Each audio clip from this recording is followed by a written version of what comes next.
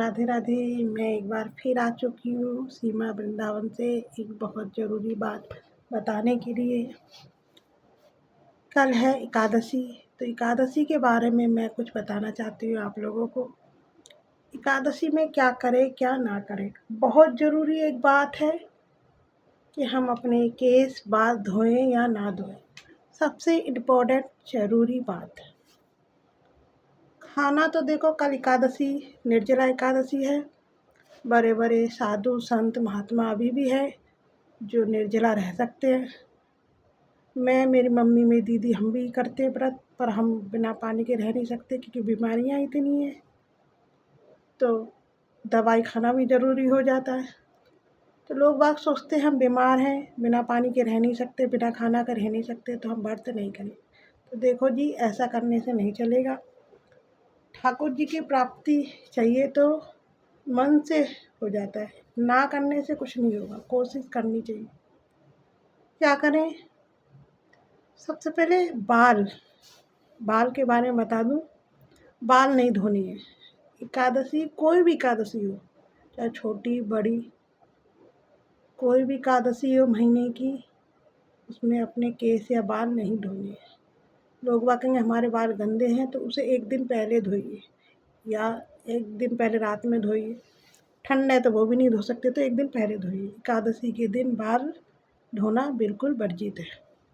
तो एकादशी के दिन जो लोग अभी भी नहीं जानते, ज़्यादातर व्रतों में क्या होता है, व्रत करते हैं, सुबह नहाए धोए अपने सिर साबुन शैम्पू से धोए तब हम व्रत चालू करते हैं।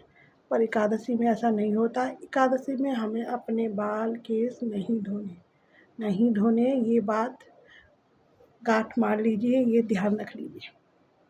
अब जो लोग कहते हैं कि हम बिना पानी के नहीं रह सकते, तो पानी पीजिए और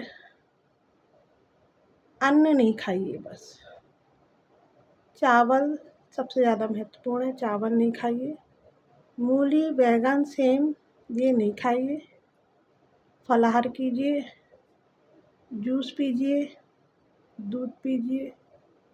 उससे भी नहीं होता तो एक टाइम सैदा नमक होता है, व्रत वाला नमक, जो हमारे वृंदावन में भी मिलता है, आप लोगों के यहाँ भी मिलता होगा, वो डाल के आप बना सकती हो। पर ध्यान रहे, हल्दी नहीं खानी है। बिना हल्दी की हरी मिर्च डाल के सीधा सादा सैदा नमक से घी से छौंक के आप खाना बना के खा सकते हैं। पर जो भी खाएं, कृपा करके अपने प्रभु ठाकुर जी जो आपके घर में है उनको भोग लगाएं, तुलसी दल दे, फिर भोग लगा के खाएं। तो ये हो गया एकादशी। तो द्वादशी को पारण मतलब एकादशी का समापन, द्वादशी का पारण करना, एकादशी का पारण करना बहुत ज़रूरी है। तो पारण का समय आप लोगों को बता दूं, 5:25 से 8:13 तक पारण का समय है। इसी बीच आप लोगों को नहा धो के ठाकुर जी को दिया बत्ती करके, सूर्य नारायण को जल चढ़ा के, एक लोटे में गिलास में ठाकुर जी को जल दे, उसमें तुलसी दल डालें, उसको भोग लगा के प्रसाद लगा के उसको पहले पिए। निर्जला एकादशी है तो सबसे पहले आप पानी पिए, उसके बाद एक चावल का दाना विष्णु भगवान नारायण को चढ़ा के उसे प्रसाद पाए। उसके बाद हल्का भोजन बना के हल्का भोजन ठाकुर जी को पवाएं और आप पाएं।